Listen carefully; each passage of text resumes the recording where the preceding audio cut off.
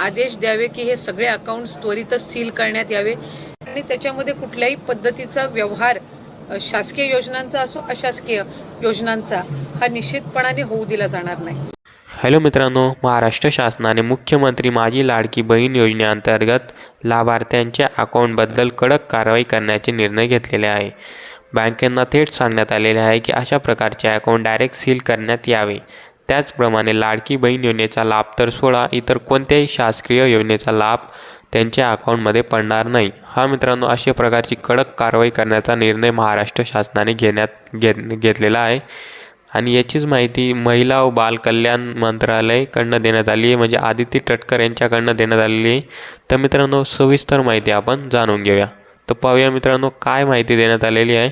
साधारणपणे काल स्थानिक प्रशासनाच्या रात्री हे निदर्शनास आले की मुख्यमंत्री माझी लाडकी बहीण या योजनेअंतर्गत एका व्यक्तीने जवळपास 37-38 अर्ज वेगवेगळे आधार कार्ड जे असतील, वेगवेगळ्या ज्या इतर शासकीय योजना आहेत जशी रोजगार हमी योजना असेल, इतर काही योजनांसाठी जे आधार कार्ड आणि फॉर्म्स असतात त्याच्यातून त्यांनी लाडक्या बहिणीचे अर्ज भरून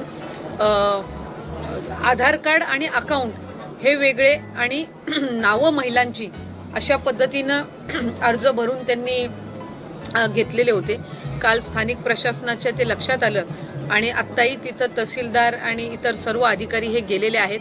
माझं स्वतः जिल्हाधिकाऱ्यांसोबत बोलणं झालं आणि आम्ही त्यांना आदेश दिलेले आहेत की जे हे 37-38 अकाउंट आहेत ते संबंधित बँकेंना संपर्क त्वरित करून त्यांना आदेश द्यावे की हे सगळे अकाउंट्स त्वरितच सील करण्यात यावे। या अकाउंटमध्ये पुढच्या कालावधीमध्ये कुठलाच म्हणजे मुख्यमंत्री माझी लाडकी बहीण तर वेगळाच झाला, पण दुसरा कुठल्या शासकीय योजनेचा लाभ अथवा व्यवहार होता कामा नये अशा पद्धतीनं आदेश आम्ही दिलेले आहेत। गेल्याही वेळेला जवळपास एक सातारा जिल्ह्यातील आणि काही ठिकाणच्या अशा पद्धतीच्या तक्रारी आलेल्या होत्या, पण त्यांना व्हेरीफाय करत असताना जो आहे तो त्यांना लाभ काही वितरित झालेला नव्हता आणि मग त्याच्यावर विभाग म्हणून आणि स्थानिक प्रशासनाने जी काही कारवाई ती केली, गुन्हेही दाखल केले।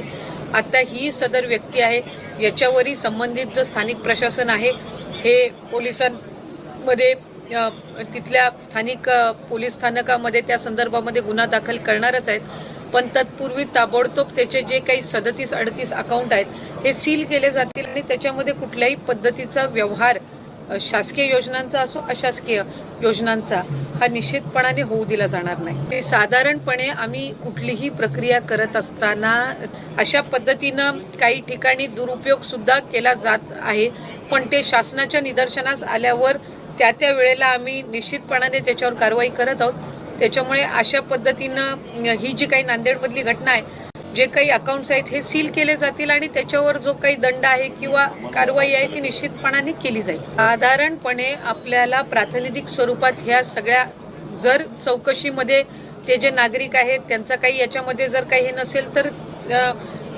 जे काही ते अकाउंट सील केली जाईल तो बँकेला ते तशा पद्धतीचे आदेश देऊन पुन्हा एकदा ते अकाउंट आपण ओपन करू शकतो, पण साधारणपणे चौकशी होईपर्यंत ते अकाउंट सील ठेवणं हे निश्चितपणाने गरजेचं आहे। कारण आम्हाला जी प्राथमिक स्वरूपात जी माहिती मिळाली त्याच्यामध्ये रोजगार हमी असेल, इतर काही शासनाच्या योजना आहेत, या संदर्भातला जो डेटा उपलब्ध होता ते अकाउंट्स त्यांनी वापरण्यात आलेले आहेत। त्यामुळे जिल्हाधिकाऱ्यांच्या मार्फत एकदा सविस्तर त्याच्यामध्ये चौकशी झाली, जे निर्दोष असतील त्यांचे अकाउंट लगेचच चालू केले जाऊ शकतात, पण तात्पुरत्या स्वरूपात त्याची चौकशी होईपर्यंत त्या अकाउंटमध्ये कुठल्याही पद्धतीचा हे होऊ नये, व्यवहार होऊ नये। कारण जर त्या अकाउंट महिलांच्या नसतील तर मग त्याच्यामध्ये त्या खात्यामध्ये जे पैसे जमा झालेले आहेत तर त्या संदर्भात तर काही कारवाई करणं गरजेचं आहे आणि मग जी काही सविस्तर चौकशी होईल त्याच्यानंतर जे काही ज्या नागरिकांचं काही त्याच्यामध्ये हे नसेल त्या अकाउंटचे हे पुन्हा एकदा अकाउंट सुरू करण्याचे निर्देश बँकेला देता येऊ शकतात। महिलांची आम्हाला जी प्राथमिक स्वरूपात माहिती मिळाली आहे त्या अकाउंट महिलांचे नाही आहेत, नावं जी त्यांनी फॉर्म भरलेले आहेत ते महिलांच्या नावावर त्यांनी या अकाउंट वेगळे आहेत आणि आधार कार्ड वेगळे आहेत। त्याच्यामुळे तशा पद्धतीचं प्रातिनिधिक स्वरूपात आलेलं आहे, त्याची सविस्तर चौकशी झाल्यानंतर जी काही आहे ती करण्यात येईल। त्याच्यामुळे नावं फक्त महिलांची आहेत। आम्ही हे पण तिथं सूचना दिलेल्या आहेत की ज्या महिलांची नावं वापरण्यात आलेली आहेत फॉर्म भरण्यामध्ये त्यांना आधी या योजनेमध्ये, या लाडकी बहीण योजनेमध्ये आणि त्यांनी त्यांचा रेग्युलर अर्ज भरलेला आहे का त्याला कुठलं अकाउंट दिलेलं आहे, त्याला कुठलं आधार कार्ड आहे, तर या संदर्भातली पण शहानिशा निश्चितपणाने चौकशीमध्ये होईल.